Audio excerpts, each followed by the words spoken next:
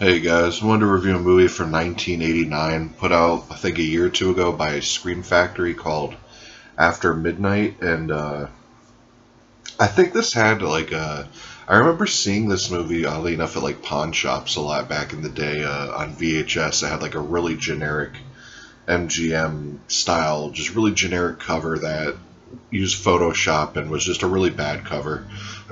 So at first I didn't recognize it when Scream Factory released it with this poster art there, which I like a lot better. It just has a really 90s feel, even though it was made in 89. But this is an anthology film, and from what I understand, it's a lot lesser known anthology film, but it starts out, there's like this college class, and they signed up for this psychology of fear class, and they end up going, and this one girl's kind of real nervous about the class and all that for some reason, and they end up going, and the teacher is a little insane or whatever. He is really over the top. He looks crazy, and he basically says you can't learn about fear until you're scared, whatever. And he ends up scaring this bully guy in the class. He ends up pissing his pants, and he runs out, and he wants revenge on it or whatever. And then flash forward later in the night, there's like a huge storm or whatever at the sorority house at the college, and for some reason the teacher ends up going there,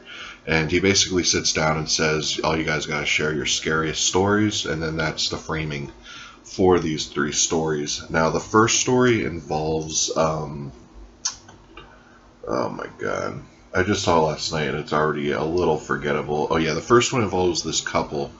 They're some kind of engagement or something. They're leaving this dinner, and the wife says, let's take the long road home. You know, it's a scenic drive, whatever. And they end up taking the scenic drive, and there's tacks in the road, and the car ends up getting, the tires end up getting flat and all that. So they have to go to this like abandoned old dark house to try to use a phone.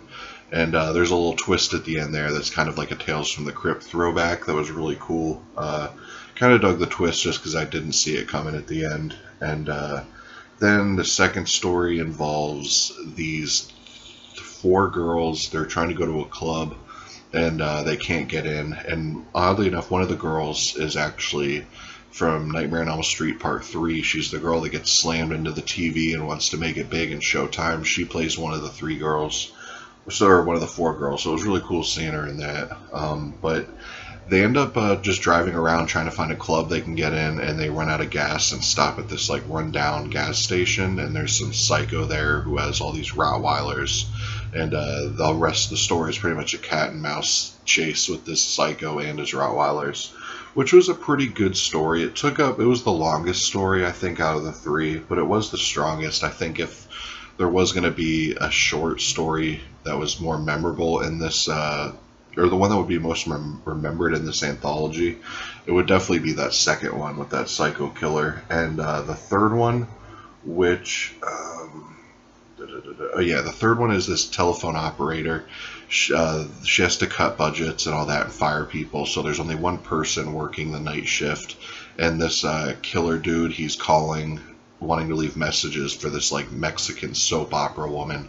And she obviously wants nothing to do with him. He's a creepy stalker and all that. And basically he calls back and gets mad at the phone operator woman and says, I'm going to get you. So that's the end of the story. It has a really cool ending shot that I really liked. It was really sinister. Just the ending shot, what it ends on. When you see it, you'll know what I'm talking about.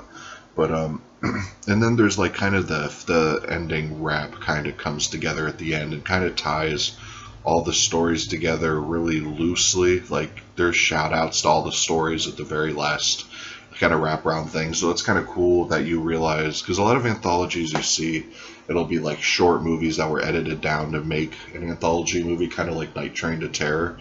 So it was refreshing knowing that all these stories were made for this movie from the jump. So that's pretty cool. It's only an hour and a half, so it is a breeze by. All stories are pretty much like 25 minutes long. So the movie doesn't feel that long at all. The picture quality for 90% of the movie was really strong. There were some really grainy parts, really soft parts, but for the most part the movie had really strong colors and detail and stuff. So I do give them props on the Blu-ray transfer on that. And you got to give them props. They actually included a couple features for one of these non-collector's edition catalog titles. There's a brand new audio commentary with the director and writer New interview with actress Jillian McWhirter. I don't know which one she is. I assume she's the blonde girl. I'm probably wrong. I'm sure I am, because she's not the first one listed here.